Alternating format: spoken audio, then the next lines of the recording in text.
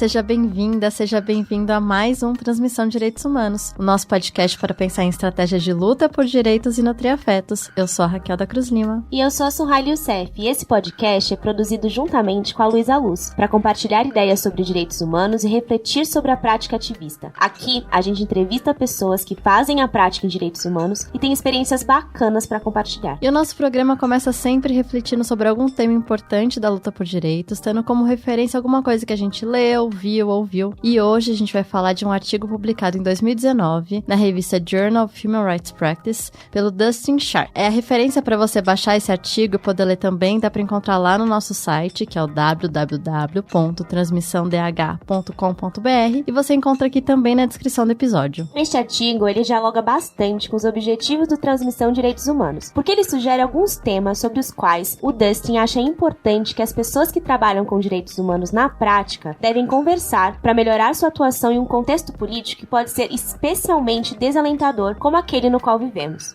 Depois da eleição do Trump nos Estados Unidos e com a eleição de outros políticos autoritários pelo mundo, como Bolsonaro no Brasil, se intensificou um discurso de pessimismo sobre os direitos humanos. A gente já conversou em outros episódios e com alguns convidados e convidadas nossas como às vezes essa identificação de uma piora significativa no quadro de proteção de direitos às vezes tem relação com o lugar de privilégio, que não reconhecia que políticas de extermínio e violência seguiam acontecendo em governos anteriores. O Sharp mesmo lembra que, de fato, o contexto nunca foi tão bom assim e que a eleição do Trump não trouxe pela primeira vez elementos fáticos para questionar o sucesso do projeto global de proteção dos direitos humanos. Mas é claro que é inegável, que o contexto internacional atual, de crescente presença de governos autoritários e com a crise climática, balançam a sensação de já ter existido uma trajetória ascendente dos direitos humanos e sugere que se pode estar numa era de declínio de direitos, reforçando então a pertinência de uma conversa que reveja a maneira como a gente atua em direitos humanos. O Sharp, Raquel, ele ainda lembra que a sensação de declínio na proteção de direitos humanos pode decorrer da forma como as grandes organizações internacionais de direitos humanos, como por exemplo a Anistia Internacional e a Human Rights Watch, atuam. E como é isso? Divulgando atrocidades que acontecem no mundo todo, a todo momento, e se valendo de algumas ferramentas como as redes sociais, cujos algoritmos garantem mais atenção a notícias que geram medo e ansiedade. Será que esse método de trabalho não pode ter também um papel no sentido de produzir desmobilização? Exato, Não é necessariamente só o contexto, mas também como se fala sobre isso, os métodos que usa. E além disso, quando a gente questiona os métodos, acho que a gente lembra uma conversa que a gente gosta muito de ter aqui no TDAH. Se você já escutou a gente outras vezes, vai lembrar que a gente martela nessa tecla, de que algumas vezes essas narrativas que retratam situações extremas e que são muito revoltantes de violência, elas também podem ser revitimizantes das pessoas cujos direitos foram violados. E então essas formas de narrar situações de miséria, de muita violência, às vezes transformam as pessoas em objetos e por si mesma também deve ser questionada nesse sentido. É por isso que é tão importante olhar para as narrativas que mostram resiliência, que mostram capacidade de mobilização das pessoas, para não transformar só a discussão sobre direitos humanos em exibição, de situações extremas de violência que são objetificantes. E preocupado então em olhar para a agência das pessoas que lutam por direitos e como construir essas narrativas de resiliência, o artigo do Sharp ele vai sugerir 3 grandes linhas de conversa e reflexão para os defensores de direitos humanos. A primeira delas é tentar olhar com algum distanciamento sobre a própria experiência profissional e assumir que a sua experiência tem um impacto na forma como você vê o mundo e como fala sobre direitos humanos. Isto é, perceber que de alguma forma você também faz parte de uma tribo, que é a expressão que o Sharp usa no texto, que compartilha uma cultura, esquemas mentais e até formas de imaginar o futuro. Esse distanciamento pode ser bom para entender de que forma trabalhar com determinados métodos pode estar impactando ou mesmo até restringindo a maneira como se vê o mundo e as possibilidades de mudança. Aliás, esse distanciamento também pode ajudar a lidar com a angústia decorrente do trabalho. Para Sharp, pode ser útil se perguntar sobre o porquê de continuar no trabalho que se faz e por que continuar esperançoso nessa sua atuação. E a segunda linha que ele fala, é muito pertinente porque a gente conversa aqui no TDAH e é uma parte bem difícil, que ele fala sobre conversar, sobre a necessidade de crítica e ele fala de uma defesa de uma crítica construtiva. E é um ponto bem difícil, porque a gente conversa aqui muito no TDAH como a gente gosta de raciocínios complexos, como as coisas não têm que ser sempre orientadas para a solução de uma forma inequívoca, que o debate é importante. Mas ele também fala muito como às vezes a discussão crítica pode ser paralisante e às vezes a desconstrução vira um fim em si mesmo, Então ele acha importante que uma conversa que os defensores de direitos humanos tenham, né? Para rever suas narrativas, seja no sentido de olhar para a crítica, mas também sempre buscando enxergar quais são os campos de transformação. Porque ele também acha que o campo da crítica às vezes pode se transformar em mais um espaço de reforço de ego, né? Em que o mais interessante é criticar por criticar e referenciar reflexões apenas para validar, enfim, um próprio lugar de produção acadêmica, né? Então, para ele é interessante que a crítica seja mobilizada pelos defensores de direitos humanos, que seja incorporado no dia a dia de trabalho, mas que se busque ter referências empíricas que fundamentem essas críticas e que daí sim se possa enxergar quais são os campos interessantes para promover transformação. Então não é que qualquer autor, né, qualquer pessoa que vá discutir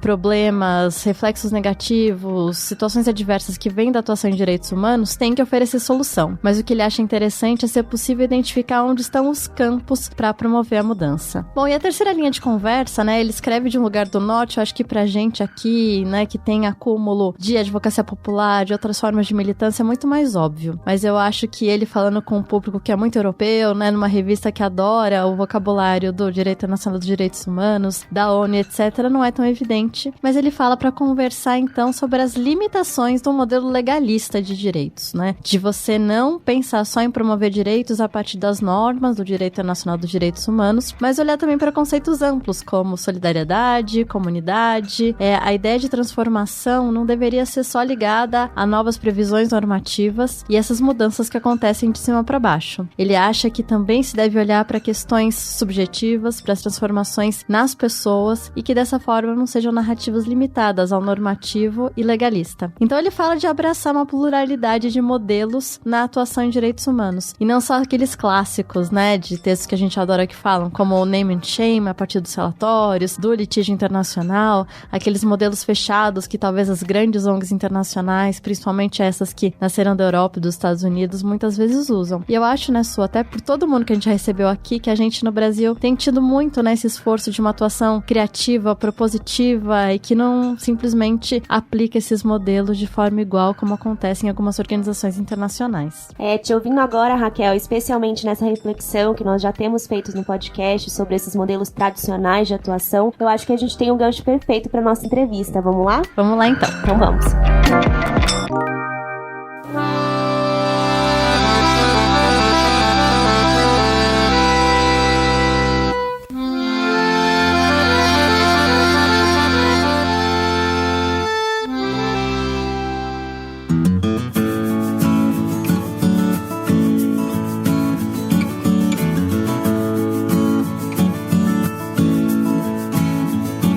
E a nossa convidada de hoje é alguém que tem muita experiência em olhar para como se trabalha com direitos humanos. Nós vamos entrevistar a Évora Cardoso, que é ativista em direitos humanos, pesquisadora no SEBRAP e professora. E nós estamos muito felizes por tê-la aqui conosco. Muito obrigada por ter aceitado o nosso convite, Évora. Seja muito bem-vinda ao Transmissão de Direitos Humanos. Bem-vinda. Eu que agradeço, gente. Super parabéns pelo podcast de vocês, extremamente necessário. Obrigada, Évora. E pra gente começar, tem uma pergunta que é comum e que a nossa ouvinte e o nosso ouvinte já sabe, que nós queríamos começar te ouvindo um pouco da sua trajetória profissional. Por que você tem olhado, pesquisado e trabalhado com temas de direitos humanos? Como que isso apareceu na sua carreira? Eu acho que apareceu na faculdade, né? A gente montou um grupo de estudos sobre o sistema interamericano de direitos humanos, porque isso era um assunto que não era trabalhado dentro de sala de aula. E esse grupo de estudos, depois a Raquel coordenou durante um bom tempo também, e eu acho que esse momento de aprendizado fora da sala de aula é bastante enriquecedor, né, de você fazer o seu caminho, né, e eu fiquei, quando eu tava estudando, né, sobre o sistema interamericano, eu fiquei curiosa quando eu comecei a ler umas opiniões consultivas da Corte Interamericana de Direitos Humanos, que eu comecei a ver que tinha uma figura ali que era o tal do amicus curiae, e o que catso é amicus curiae? Eu comecei a ver que tinha um monte de nome de ONG e de ONGs internacionais ali, e eu fiquei extremamente curiosa porque eu percebi que eram entidades da sociedade civil que estavam participando, né, diretamente na corte. Eu fiquei curiosa para saber mais sobre elas, mais sobre como elas trabalhavam, como elas funcionavam. E isso que foi a minha monografia, né, de final de curso, desdobrou no meu mestrado, que depois desdobrou no meu doutorado. Eu fui seguindo essa trilha, né, das organizações da sociedade civil que usavam as cortes para promover transformação social. Então, no caso do mestrado, eu estudei essa relação dessas ONGs com o sistema interamericano e no caso do doutorado, como essas ONGs lidavam com cortes supremas, né, na América Latina. Então, foi um estudo comparado de Brasil, Argentina e Colômbia. E depois desse caminho, sempre a gente pega o que ficou faltando do último trabalho que a gente fez, né? Então, eu acho que, como eu sempre trabalhei mais com essas ONGs, mais profissionalizadas, que trabalham com a ideia de litígio estratégico, que a gente vai conversar aqui hoje, eu fui percebendo pelo estudo comparado com o Brasil que a gente tem uma diversidade muito grande de experiências de entidades que trabalham com defesa de direitos e que não são só entidades com esse perfil mais profissionalizado, né? Então, a gente tem uma tradição bastante grande de advocacia popular no Brasil e a gente tem instituições que muitas vezes não têm paralelo em outros lugares, que é o trabalho das defensorias públicas, do Ministério Público, né, na atuação que eles fazem em defesa da coletividade, em ações coletivas mesmo, não só em ações individuais, embora também a atuação em massa da defensoria pública em casos individuais também possa dialogar com esses temas de transformação social via sistema de justiça. E aí, depois, acho que eu esgotei, e a gente fez essa pesquisa pelo SEBRAP, para o Ministério da Justiça, que era sobre advocacia, conhecendo diversas formas de entidades, né, inclusive de advocacia popular no Brasil e a relação delas com o Ministério Público e Defensoria Pública. Foi um trabalho bem grande, a gente entrevistou mais de 100 entidades no Brasil inteiro. Aí eu acho que eu esgotei um pouco a relação das entidades da sociedade civil com o sistema de justiça. Não que eu tenha realmente esgotado, mas né, foi, acho que aí um marco, né? Mas eu acho que o ponto divisor foi mesmo junho de 2013, né? Junho de 2013, eu fui pra rua, eu conheci... E eu acho que foi, assim, em termos pessoais, foi uma experiência mesmo de conhecer a cidade, de ver as pessoas se mobilizando, de estar ali muito viva e presente nos debates todos sobre o papel do Estado, da repressão social que estava acontecendo por parte da polícia. Eu acho que tem junhos de 2013, né? Eu vivi um deles, né? Mas é claro que a gente tem várias histórias para contar, mas o que eu queria dizer é que isso me conectou com uma série de movimentos autonomistas, né?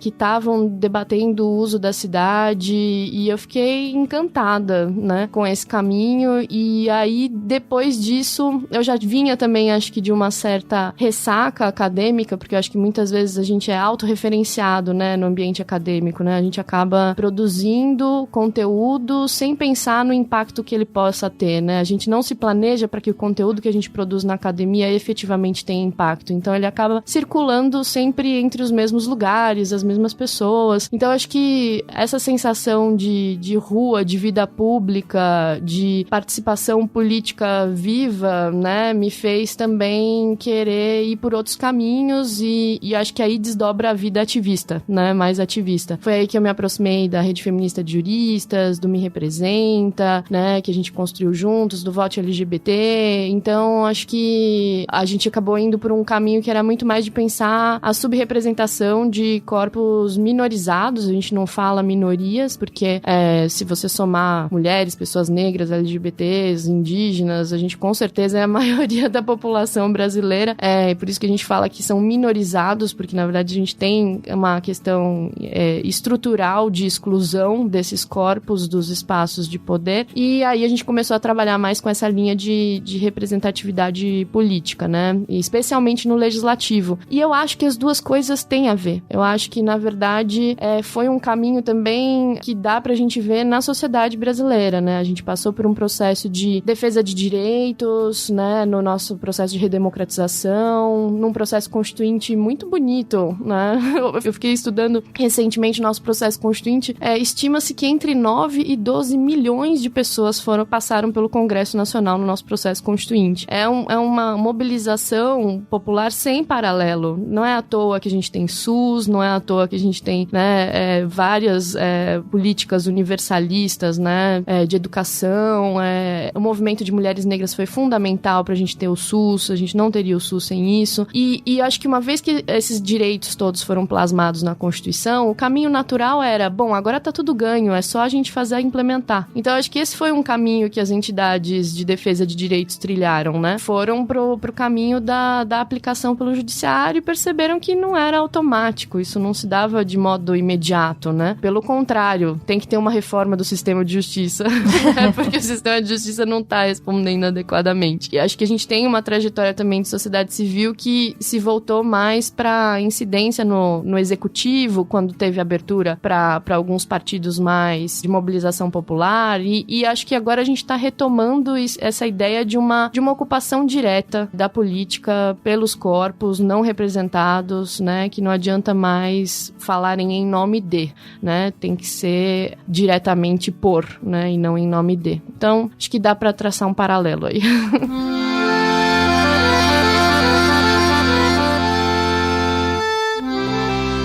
E Évora, você começou falando então do grupo de estudos, né, que você coordenou, que eu também coordenei depois, que foi onde eu e Suhaili nos encontramos, Luísa também, então enfim, Estamos todas conectadas.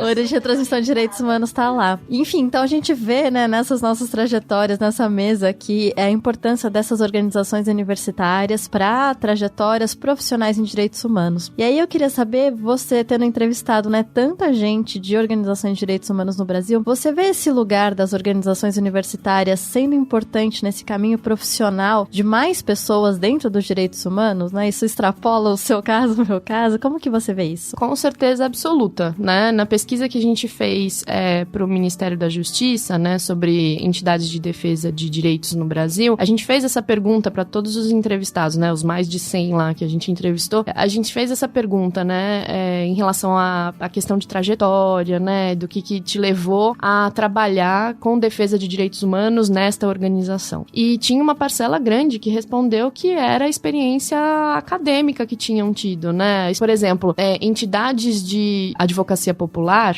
normalmente as pessoas passaram por experiências de extensão universitária, né, de assessoria jurídica popular, né? Então, a gente estudou na Faculdade de Direito da USP, né? E tem lá o SAJU, né? Que era um serviço de assessoria jurídica popular. E tem essa experiência em várias faculdades no Brasil inteiro. Acho que, por exemplo, quem seguiu mais por uma linha de trabalhar em entidades de defesa de direitos humanos mais profissionalizadas, tem um paralelo também que aí acho que é mais recente, né? E a Raquel pode contar muito melhor porque foi ela que implementou, que é da ideia de clínicas jurídicas, né? Quando eu tava na pós, eu ajudei a montar uma disciplina que era elaboração de amicus curiae pro Supremo Tribunal Federal. Então, acho que tem essa experiência na graduação de contato com movimentos sociais ou de contato com demandas de interesse social, pensar essas atividades de extensão, né, para além das aulas expositivas, né, que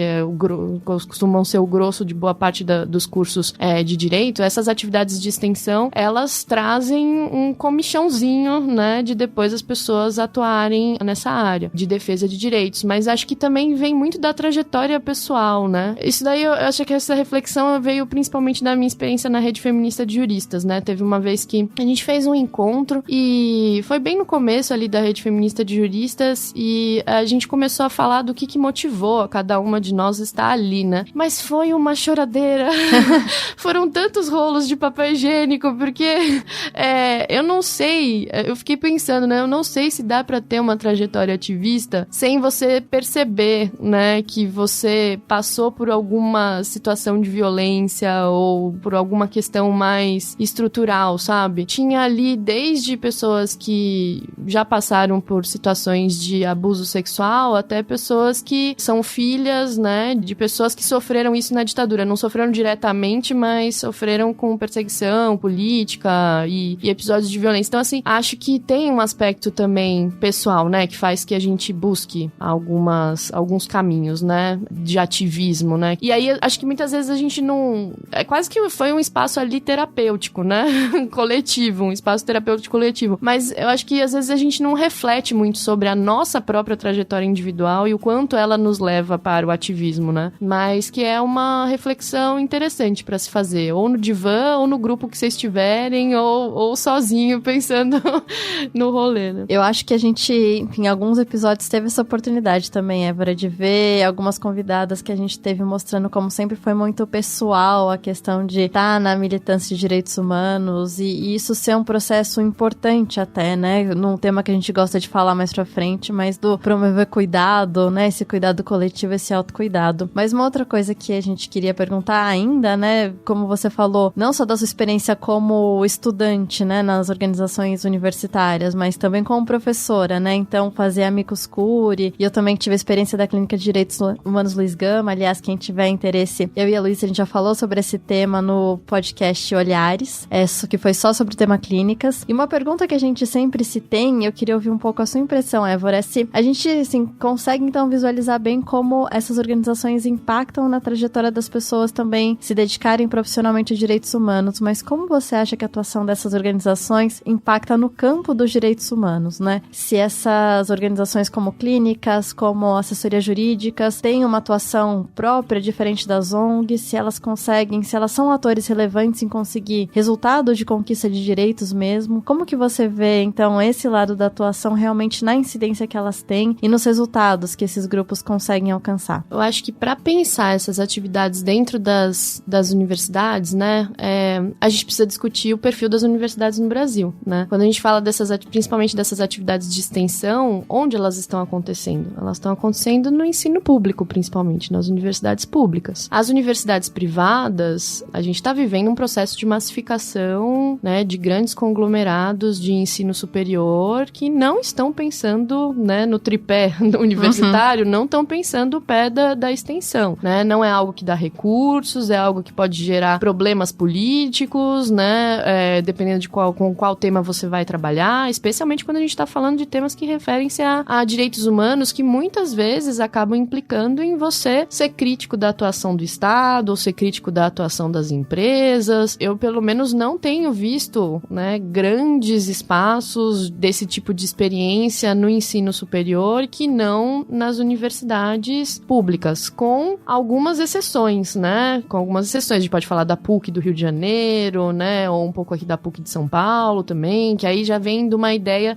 de um viés também da importância da Igreja Católica no movimento de direitos humanos no Brasil, né? Especialmente no processo de redemocratização. Aí já tem uma outra raiz, né? Mas tem episódios de universidades mais voltadas para a questão de desenvolvimento ou de empresas, né? E que não conseguem trabalhar determinados temas, né? Podem até ter extensão, mas essa extensão teve que ser muito bem modulada em relação aos próprios interesses da própria universidade, né? Da própria faculdade. Mas eu acho que tem uma outra questão que é, uma vez que você já está num ambiente mais profissionalizado das ONGs, né? Você também tem que moldar as atividades que você vai fazer em função da disponibilidade de financiamento, né?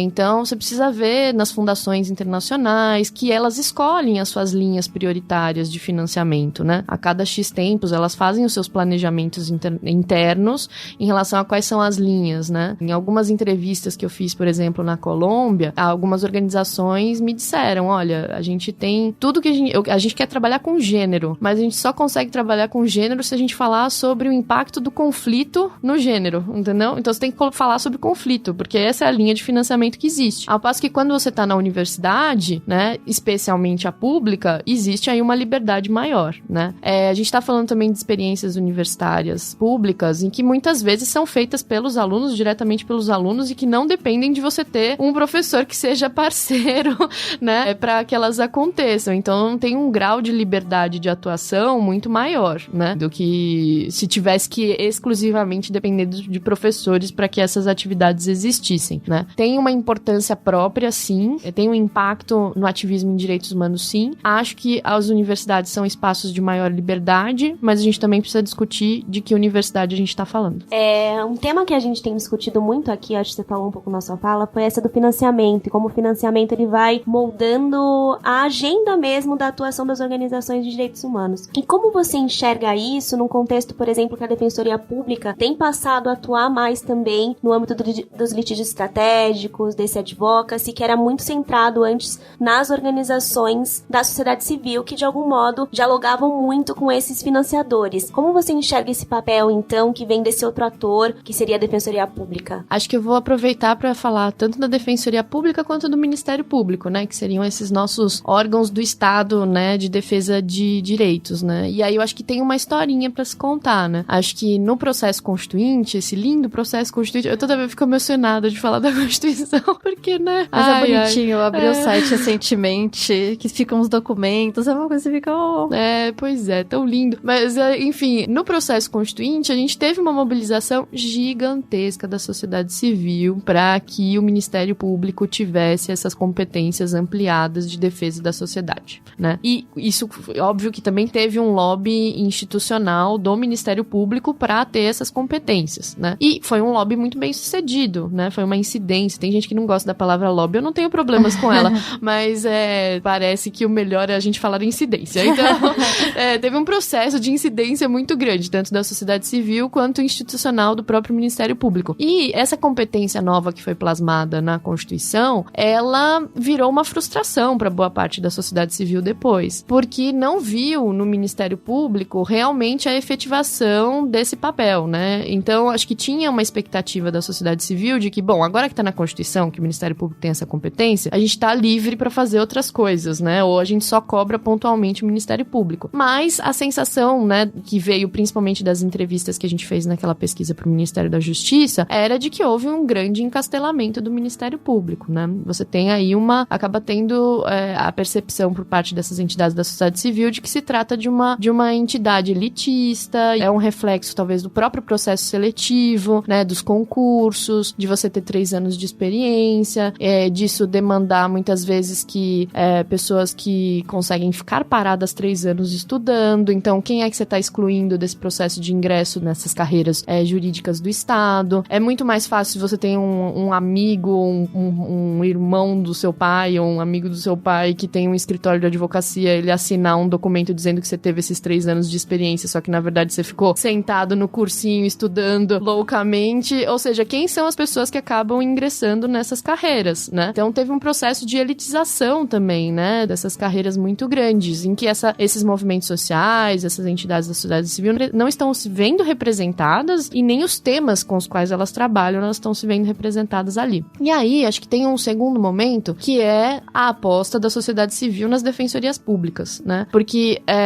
não foi da Constituinte automaticamente foram criadas as defensorias públicas. Teve também que em cada estado fazer um grande processo de mobilização para que as defensorias públicas fossem criadas, né? No estado de São Paulo, a gente só passou a ter defensoria pública a partir de 2005.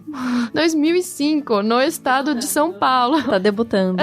Pois é, tá fazendo poucos aninhos aí, né? Então, assim, e também teve uma expectativa grande, né? De agora que tem a defensoria pública, ela vai conseguir dar conta de temas, né? Acho que teve também um momento de briga institucional entre o Ministério Público e a Defensoria Pública, em que o Ministério Público queria ficar com essa competência mais coletiva de defesa de direitos e deixar a Defensoria Pública só com os casos individuais. E teve, por outro lado, a Defensoria Pública dizendo, não, até para defesa dos casos individuais, a gente tem que ter essa atuação mais estratégica, né? E, enfim, algumas defensorias públicas criam essa experiência dos núcleos especializados para trabalhar, né, de uma forma mais abrangente com os temas, que não seja só na demanda gigantesca do dia a dia, né? Dito tudo isso, acho que nas entrevistas que a gente fez com as entidades da sociedade civil, infelizmente, mesmo elas tendo participado desses processos para que as defensorias públicas fossem criadas, né, elas também estão vendo um processo de encastelamento das defensorias públicas, assim como aconteceu com os ministérios públicos, né? E elas mencionam isso, por exemplo, quando quem faz parte da carreira da defensoria pública,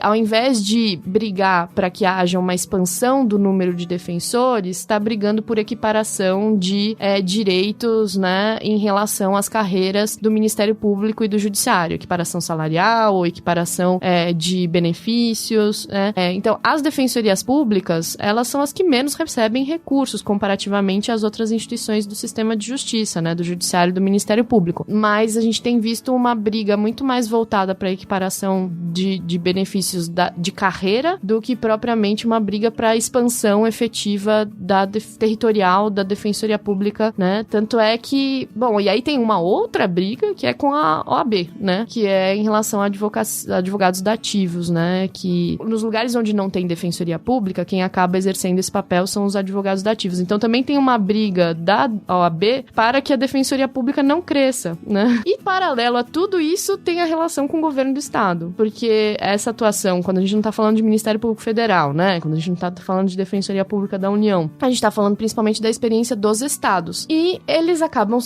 tem uma relação forte política de pressão, né? Que é relatada da relação com os governadores, né? Então, qual é o grau efetivo de independência que essas instituições conseguem ter para comprar algumas brigas contra os próprios governos estaduais, né?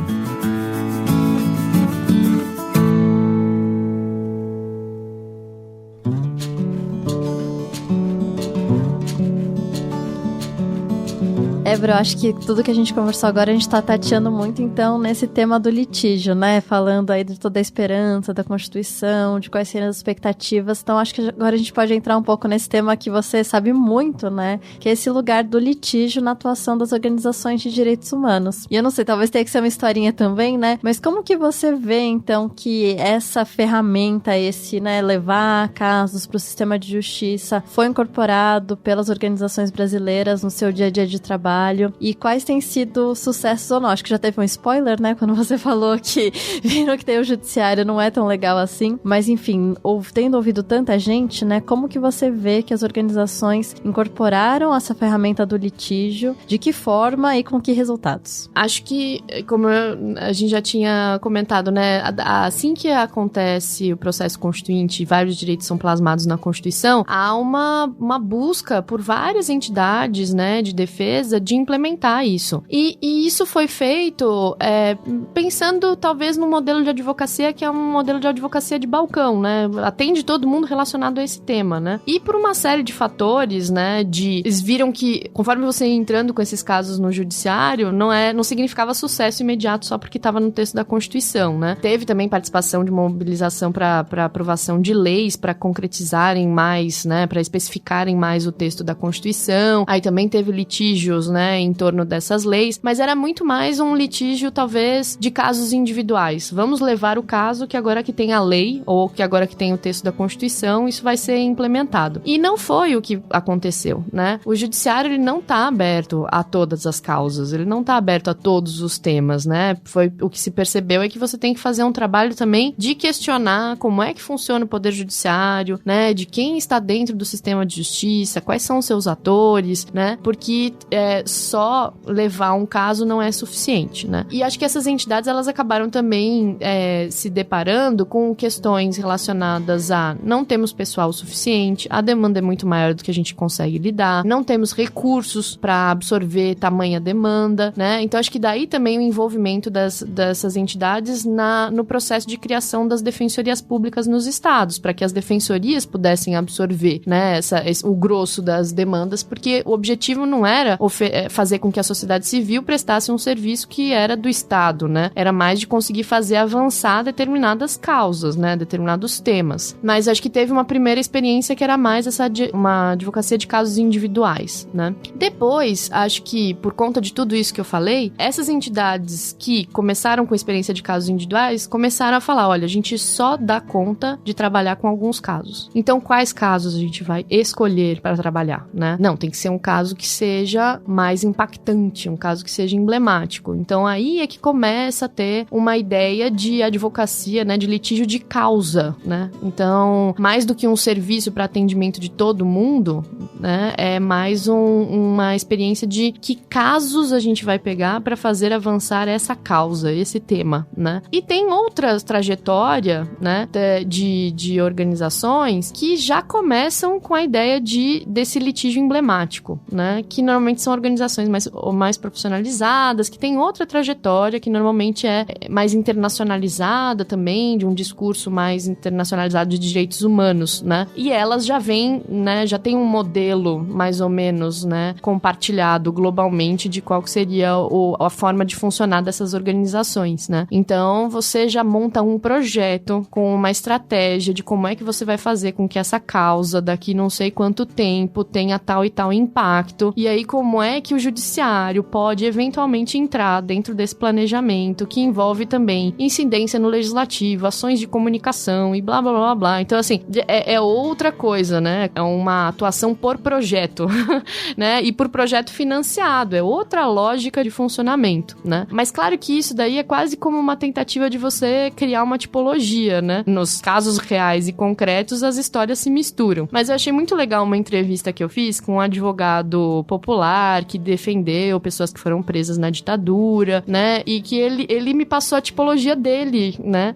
Que ele fez do campo, né? De advocacia de defesa de direitos humanos. Ele disse o seguinte, olha, existem 2 tipos de advocacia, a advocacia AM e a advocacia FM. E eu adorei isso, eu achei genial. Eu gosto também. Não é? Desde que eu fiz seu curso, eu gosto muito quando você fala desse tão ponto. Pois é, eu só não posso falar quem é porque a entrevista foi anônima, mas eu adoraria poder dar os créditos, né, que não são meus. Ele falou o seguinte, olha, a advocacia AM é aquela advocacia que se coloca atrás dos movimentos. Então, o que interessa é o movimento social, é que ele exista, que ele permaneça, perdure. E o advogado, ele não é o protagonista, ele é simplesmente aquele ator que vai subsidiar o movimento com informações que ele precisa para essa atuação política dele, né? Inclusive quando essa atuação é ilegal. Faz parte do advogado dizer, olha, se você fizer tal e tal coisa, pode acontecer tal e tal coisa, mas a escolha estratégica de caminho é do movimento, né? Outra coisa é a advocacia FM, que é aquela em que os advogados acabam se colocando à frente dos movimentos, né? Então é aquela advocacia que vai se colocar como sendo representativa de uma causa ou de um tema, falar em nome de, né, junto a instituições, principalmente, né, dessa incidência mais institucional, junto aos órgãos do Estado, que são normalmente essas mais, se a gente fosse traduzir, né, nessa tipologia, a advocacia AM é mais a advocacia popular e a advocacia FM é mais essa advocacia de litígio estratégico, né? Então, a advocacia popular, ela pode estar no formato de ONG, pode receber financiamento internacional? Pode, né? Mas normalmente vem de junção de advogados, né? De coletivos, redes de advogados, rede de advogados populares, como a RENAP, por exemplo, né? E litígio estratégico pode eventualmente ser feito por coletivos? Pode, tá aí o CADU, né?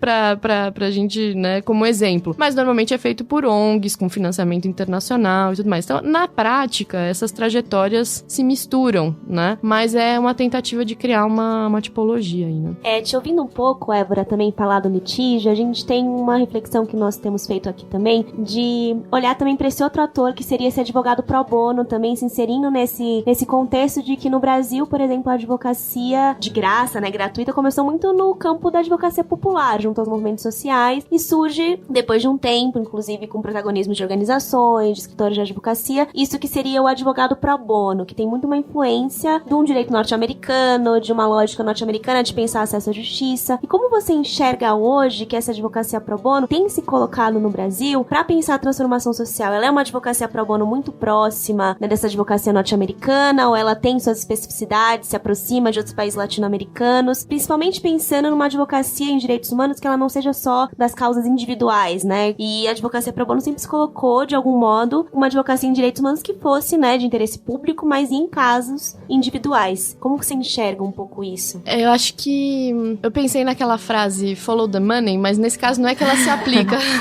Na verdade siga o discurso, né? Siga o nome, né? No caso, né?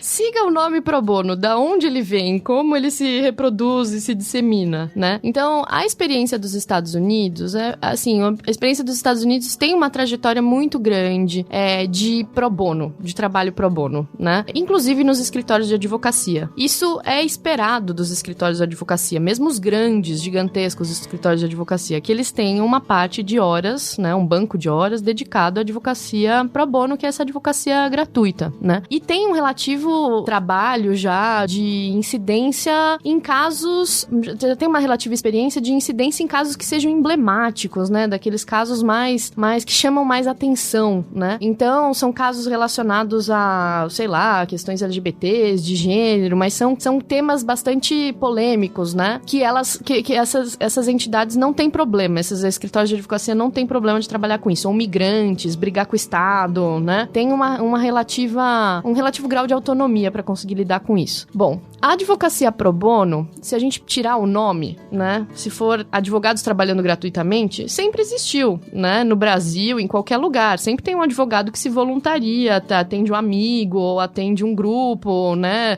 enfim, isso existe, sempre existiu. Aliás, uma parte da advocacia que a gente chama de popular foi isso, né, de advogados trabalhando gratuitamente, seja para movimentos, seja para presos políticos, seja para, enfim, várias coisas. Mas quando vem o termo pro bono pra cá, ele vem já nesses grandes escritórios de advocacia brasileiros, né? Escritórios de advocacia brasileiros de um determinado perfil, né? Além de grandes, eles normalmente são escritórios que trabalham com temas econômicos, né?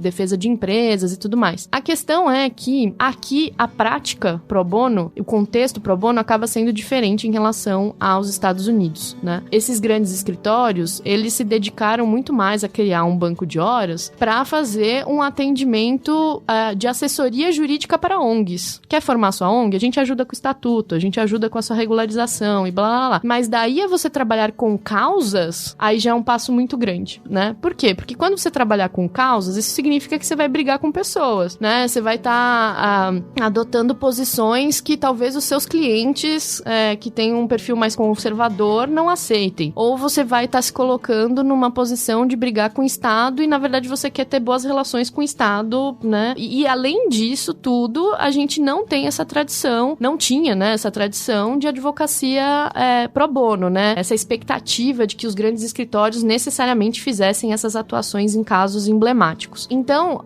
a experiência de advocacia pro bono, não só no Brasil, mas em alguns países da América Latina, também quando você vai seguindo a expressão pro bono, né, como ela se dissemina, é dos grandes escritórios e não é de casos emblemáticos e é mais de assessoria jurídica pontual para a criação de organizações não governamentais, né? Mas isso não quer dizer que a advocacia pro bono na América Latina não tenha tido experiências de causas, de trabalho com causas, né? A gente viu isso acontecendo, eu fiz uma pesquisa, né, para o Instituto Pro Bono, que era uma pesquisa justamente que a gente entrevistou escritórios de advocacia, quer dizer, não escritórios de advocacia, mas entidades que trabalham com a disseminação da ideia de advocacia pro bono em países da América Latina. Na Colômbia, por exemplo, a gente tem sim alguns escritórios que estão fazendo advocacia de causas. Eles têm todos esses problemas, eles têm que, né, ver onde é que eles estão pisando e tudo mais, mas estão fazendo litígio. E aí eu acho que isso vem talvez de uma outra via explicativa, né, que é prestigioso na Colômbia levar casos para a Corte Constitucional colombiana. É prestigioso você trabalhar com esses grandes casos de direitos humanos. No Brasil não é, né? Ainda não é. Então acho que isso explica em parte por que essa via de advocacia pro bono, com esse modelo, com essa formatação, ainda talvez não seja tão próspera em efetivamente defender direitos humanos.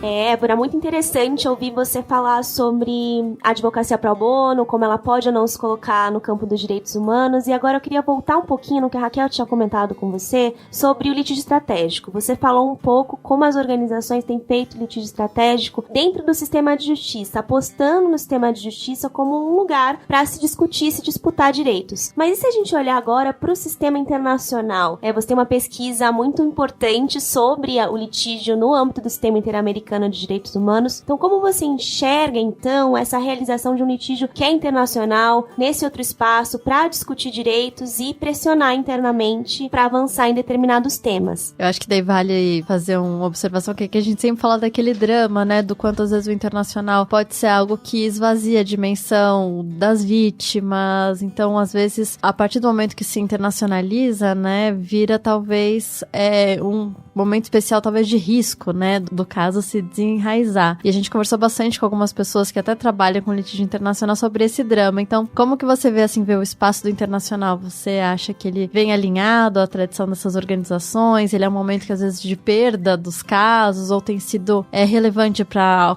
alcançar algumas conquistas, né, em termos de proteção de direitos? Acho que da perspectiva dos organismos internacionais de proteção de direitos, né, que recebem esses casos, né, estamos falando aqui principalmente do sistema interamericano, só dá para o sistema interamericano funcionar se os casos forem de litígio estratégico, né? Então, assim, da perspectiva da Comissão Interamericana, da Corte Interamericana, os casos precisam ser de litígio estratégico. O que isso significa? Significa que eu quero que quem traga uma demanda para cá seja alguém estruturado, né? Alguém que selecionou um caso emblemático, alguém que contextualizou esse caso emblemático na situação abrangente de violação de direitos que ele representa naquele país ou na região, né? Que seja uma organização, quando eu falo estruturada, que seja uma organização que vá existir durante todo o período que o caso tramitar no sistema interamericano, porque não é rápido, demora anos, né? Na comissão, na corte, né? Então, o sistema interamericano, ele não foi feito para ser um lugar de acesso à justiça, no sentido de acesso ampliado, de cada um leva a sua demanda. Ele foi feito para receber poucos casos. O próprio sistema interamericano não tem recursos, tá vivendo um déficit de pessoal, né? Tem aí uma questão delicada também do próprio funcionamento do sistema, especialmente da Comissão Interamericana, que é política em relação ao funcionamento da OEA. Quando você muda o perfil dos países que compõem a OEA, se eles estão menos democráticos, mais autoritários, isso reflete também em qual é a capacidade do sistema interamericano atuar, especialmente a comissão, né? Então, a gente tem aí um sistema que é frágil, que é pequeno, né? Então, ele precisa realmente conseguir ser muito incisivo pontualmente. Ele não consegue dar conta de todos os temas, de todos os casos. O que não significa que no sistema interamericano não chega em casos repetidos, né? Pelo contrário, né? No caso da Colômbia, né? Vários casos chegaram relacionados ao conflito, aos paramilitares, aos massacres, não sei o quê. Mas isso é uma estratégia também do sistema interamericano de ir abordando diferentes facetas de um problema, ainda que seja em diferentes casos num mesmo lugar, né? É uma estratégia, né? Quando esses casos são muito complexos, né? É uma estratégia. A gente tem alguns casos brasileiros sobre, por exemplo, situação carcerária, né? Mas, oficialmente, se você olhar a documentação do sistema interamericano, tá dizendo que, inclusive, indivíduos podem levar demandas, né? Tem uma iniciativa que eu não sei, confesso que eu não sei como é que ela tá funcionando, que são dos defensores públicos interamericanos, né? A gente tem um episódio. Preciso ouvir o episódio, desculpa. Pra você ouvinte que não ouviu, vou ouvir. Fica o hiperlink. Então, eu remeto todos vocês a esse episódio da transmissão DH sobre o sistema de defensores. Mas veio um pouco nessa tentativa de como é que a gente faz pra suprimir isso, né? Essa dificuldade. Porque, no final das contas, são só as grandes ONGs internacionais, né? Que tem maior taxa de sucesso, né? No sistema interamericano. Mesmo que elas sejam nacionais, elas, na verdade, acabam sendo capítulos de organizações internacionais. Então, a ONG que mais levou casos até o final no sistema interamericano é o CEGIL, né? E aí a gente precisa ver que começa a ter uma relação de divisão de trabalho, né? Essa ONG, por exemplo, CEGIL, né, que é uma ONG que foi criada para levar casos para o sistema interamericano, ela não vai ter a capilaridade, né, territorial, para dar conta e identificar quais são os casos e as violações. Ela depende, em partes, né, de parcerias com organizações locais. Normalmente vai ter uma organização local maior que vai ser esse ponto de contato, por exemplo, com o CEGIL, né? Então vai ser uma ONG mais estruturada, só que local, que vai fazer esse papel de cutucar o CEGIL muitas vezes para dizer, olha, tem tal caso. E essa ONG local mais estruturada, por sua vez, vai ter uma relação com o movimento social, né? Ou com as vítimas diretamente de alguma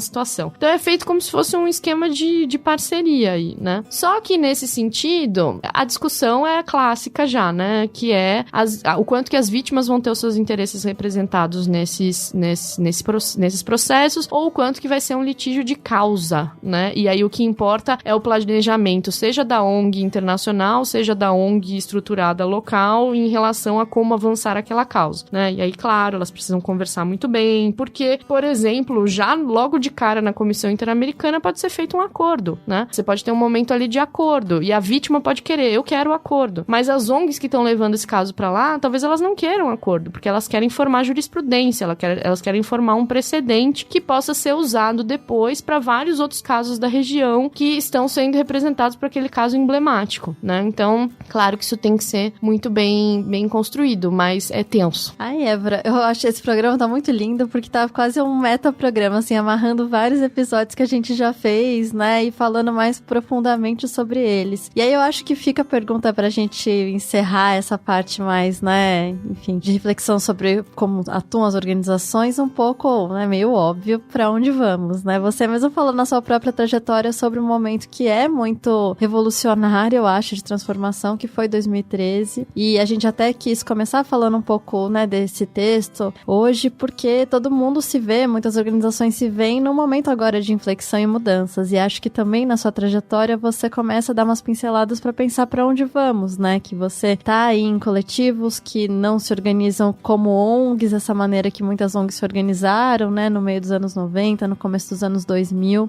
ainda estamos vendo então que, né, o problema não era só prever a competência do MP para ele atuar nesses casos, talvez tivesse que rever, né, a própria organização institucional. Então acho que pra gente encerrar essa parte fica a pergunta para onde você acha, né, que está indo a atuação das organizações de direitos humanos, quais são estratégias que você vê que estão sendo cada vez mais exploradas, que são interessantes serem exploradas. Ai. Foi difícil essa. Essa foi Confesso. difícil. Não, é que o cenário é crise, gente.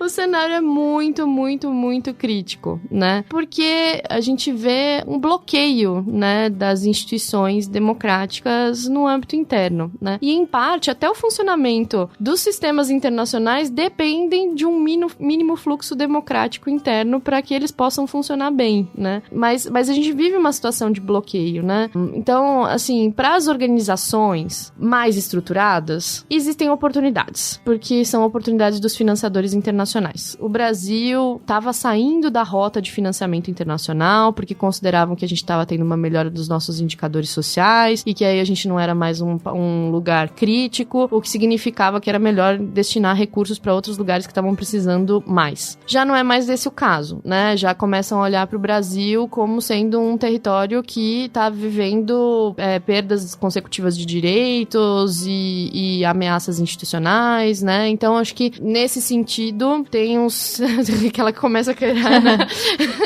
ver um lado poliano, mas nesse sentido pode ter um maior afluxo de recursos internacionais para as organizações mais estruturadas. Mas para aquelas que estão na ponta, né? Para quando a gente fala de advocacia popular, para quando a gente fala de movimentos sociais, a gente está falando de um cenário de guerra, né? A gente está falando de indígenas que estão sendo assassinados, a gente está falando de movimentos sociais que estão sendo estrangulados, a gente está falando, né, de uma repressão policial brutal, a gente tem que olhar para esses corpos, eles estão sofrendo já há muito tempo, mas agora ainda mais. E normalmente esses que estão mais na ponta são justamente os que não têm essa capacidade estruturada de conseguir respirar para além do que está acontecendo, que trabalha tanto na demanda do que está acontecendo no momento que não consegue ter, vou fazer uma prestação de contas, vou parar tudo para escrever um projeto que vai me tomar uma semana, eu tenho que traduzir para o inglês e eu tenho que você não vai conseguir. Então, do ponto de vista da sociedade civil, eu acho que está bastante crítico, né? A gente tem o nosso Congresso Nacional, que é o mais conservador da história do Brasil, inclusive mais conservador no perfil do que na própria época da ditadura, né? A gente tem também um processo de nomeação, né, de cúpula de instituições que fazem um papel de defesa de direitos, como o Ministério Público também, articuladas, né, com interesses do governo federal. A gente tem um Supremo Tribunal Federal que tem trabalhado minimamente as questões de defesas de direitos individuais, né, tem tido casos relevantes de decisão sobre pautas LGBTs, por exemplo, mas que em termos de agenda de direitos sociais, né, de políticas públicas, também está alinhado com mudanças do governo federal em relação a políticas sociais, né, de redução do Estado e tudo mais, não se manifesta necessariamente como sendo o espaço para defesa desses direitos, né. O Congresso Nacional tem aí uma disputa, né, por equilíbrio de poder entre a presidência e o Congresso Nacional, mas não necessariamente isso passa pela agenda dos direitos humanos. Às vezes é muito mais de uma defesa da própria institucionalidade do Congresso, né, e do grau de pressão que ele pode exercer sobre a presidência, do que propriamente de defesa de direitos. Às vezes, uma ou outra pauta de defesa de direitos, no meio dessa briga, acaba sendo avançada mais no sentido de... mas não porque ele esteja realmente comprometido com isso. Então, o cenário é extremamente crítico. E o sistema interamericano também está passando por um problema bastante grande, que foi o que eu mencionei, né? Conforme você vai vendo governos mais autoritários na região toda, isso também implica em relação a quem que vai ser nomeado para membros da Comissão, né, Interamericana de Direitos Humanos, né, quem vai ser nomeado para juiz da corte, quantidade de recursos que vai ser destinados pela OEA para o sistema de proteção de direitos. Então, é um cenário bastante crítico. Mas já vivemos esses cenários, né, na região toda, né, e tô divagando aqui, mas é que eu acho que tem muita gente que passou por isso na época da ditadura, né, que tá bastante alarmada em relação ao que vê hoje acontecendo no país, né, você vê várias falas dessas pessoas de trajetórias mais, né, dizendo, eu não imaginava que eu ia ter que voltar a falar tudo isso de novo, mas tô aqui, vindo aqui falar, mas acho que tem uma outra coisa que é num tom mais positivo, né, se é possível. Eu acho que a resposta está no movimento de mulheres negras. Como sempre, olha, foi bem taxativo, eu adorei. Está na resposta do movimento de mulheres negras. O assassinato da Marielle foi extremamente impactante para todo mundo, acho que foi emblemático, assim, dos tempos, né? Tem um antes e um depois ali, que eu acho que todo mundo vê como um divisor de águas. E as mulheres negras, eu acho que elas poderiam sofrer esse impacto, né, num sentido de desmobilização, mas é totalmente o contrário que está acontecendo, né? Então, quando se fala da memória, legado e semente, né, tá se falando do poder de multiplicação, né, de Marielles, né, de mobilização, né? Então, a gente tá vendo, sim, o movimento de mulheres negras pensando candidaturas no Brasil inteiro, não só para o poder legislativo e para o poder executivo, mas também para cargos de poder distintos, como, por exemplo, agora aqui na ouvidoria também da Defensoria Pública de São Paulo. É um movimento que está bastante articulado. Tem a candidatura da Vilma Reis para prefeita de Salvador, que está encontrando muita resistência também por parte do próprio Partido dos Trabalhadores. Então, assim, acho que esse movimento das mulheres negras vai encontrar, como sempre, as resistências institucionais que sempre existiram, mas ele está articulado e eu acho que ele precisa de apoio, né? O momento não é um momento de se encapsular, de se encasular, mas é um momento de ação e tem múltiplas formas pelas quais a gente pode fazer coisas neste cenário, e a minha dica é: sigam as mulheres negras.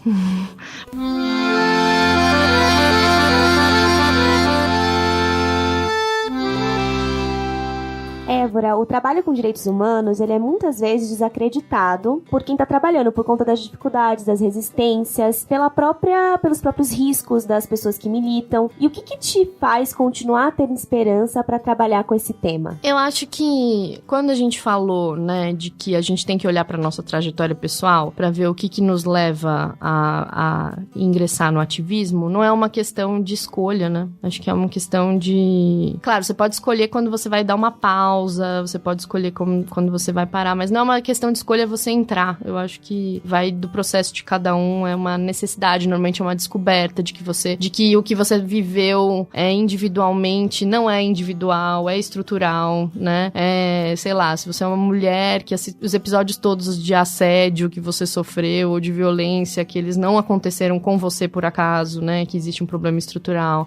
Para as pessoas negras, de se darem conta de que o racismo existe, né? né? Ou muitas vezes de se darem conta de que são negras, ou de que são vistas como negras. Tem todo um processo aí de descobertas, né? E de descobertas de que o problema é mais profundo, né? E uma vez que você começa nesse processo de descoberta, né? Que o feminismo, a luta antirracista, ou contra a LGBTfobia, né? Pela luta dos movimentos indígenas, uma vez que esse processo, né? Que isso se revela pra você, acho que é algo que você naturalmente vai começar a fazer, né? Agora, eu acho que, pensando no que tem se falado muito em relação ao autocuidado, o que eu vejo é que essa corrida do ativismo pelos direitos humanos, ela não é uma corrida curta, né? Não é uma corrida de 100 metros, né? E também não dá pra achar que ela é uma maratona, porque você vai chegar acabado e não vai durar muito tempo, né? Ela é uma corrida de bastão, né?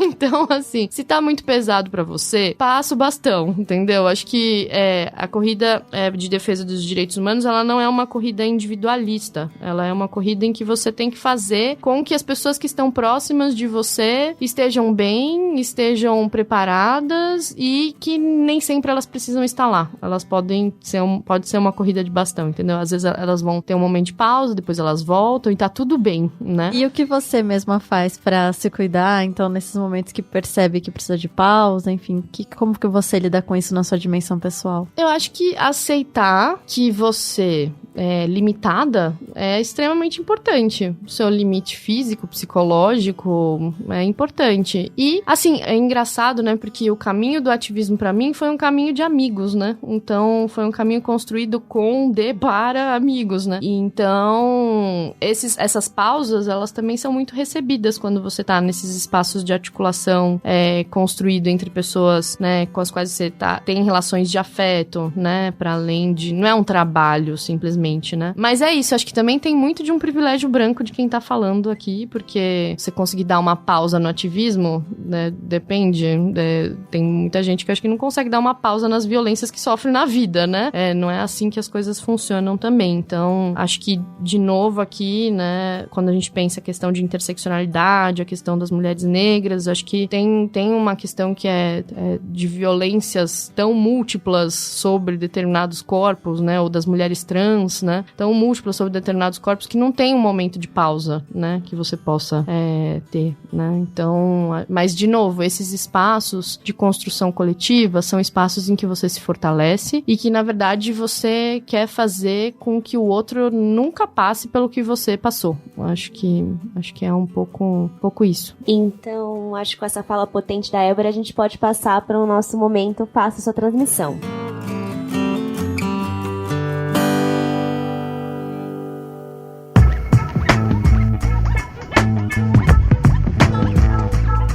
Évora, o Transmissão Direitos Humanos, ele é um projeto que quer fazer circular ideias, reflexões sobre direitos humanos provocadas pelos mais diferentes meios. Então, música, filme, artigo, poesia, tudo que for capaz de fazer com que a gente reflita um pouco mais sobre a nossa prática. Por isso, a gente encerra o programa pedindo pra você deixar sua recomendação em fazer sua transmissão de direitos humanos para nosso ouvinte.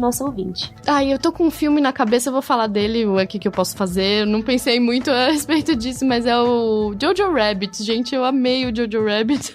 Eu assisti ali, ele foi um dos candidatos ao Oscar, né? E eu sei que tem algumas críticas que estão surgindo em relação a esse filme, mas eu acho que tem um olhar ali de criança, tem um olhar que eu acho que pode ser um olhar que a crítica justamente é que não dá pra você transformar em algo naif o nazismo, né? E eu acho que tem outros filmes que vão trabalhar isso muito melhor, mas é que eu chorei horrores nesse filme, eu fiquei muito emocionada com o filme, eu chorei muito no final do filme. Então, assim, me tocou esse filme. Acho que tem um olhar aí de criança sobre essa história. Não sei como eles conseguiram, né, de uma forma, acho que magistral, trabalhar com leveza o tema do nazismo, que acho que mesmo nos piores cenários, né, você consegue encontrar alguns caminhos, né? Acho que mesmo nos piores cenários você pode ter uma faísca de esperança, amiga, né? E, de novo, de construir isso com uma amiga, né? Que, no caso, é o que acontece, né? De você construir isso com uma amiga, de você... Ai, não processei isso muito bem. Desculpa, gente. Não, mas tá ótimo. Eu não vi o filme, mas agora eu tô super querendo ver. Agora eu tô querendo ver o filme também. Você não falou, eu tinha tido todo esse interesse, então funcionou, Évora. E a gente adora aqui, né, falar sobre perspectiva de criança, em questões de direitos humanos e militância também. Então, tocou direto numa coisa que a gente adora. Sim, tocou num tema que a gente gosta muito mesmo. Então é isso, Évora. Muito obrigada por ter aceitado, por ter falado com a gente. Acho que foi, nossa, enfim, um episódio que amarrou milhões de episódios que a gente fez. E você que ouviu, comenta com a gente se você teve essa impressão também. Obrigada por ter ouvido a gente. Se quiser, manda um recado também falando o que você achou. A gente tá no Twitter, no @transmissãodh e também no Facebook e no Instagram, no @tdh.ideias. A gente adora quando vem mensagem falando o que você achou. Sim, mandem mensagem. E só pra lembrar, os outros episódios também estão disponíveis no nosso site. Então entra lá, dá uma olhadinha no www.transmissãodh.com.br e explora um pouco pra ouvir como esse episódio aqui amarrou os nossos outros episódios do Transmissão Direitos Humanos. Aí aproveita e manda pra um amigo ou pra uma amiga, e, enfim, todo mundo entra na roda. Como a Évora falou, acho que a militância junto com o amigo faz muito sentido. Então, por hoje é isso. Eu sou a Raquel, obrigada e até a próxima. Beijos. Beijo, tchau, tchau. Obrigada, gente. Tchau.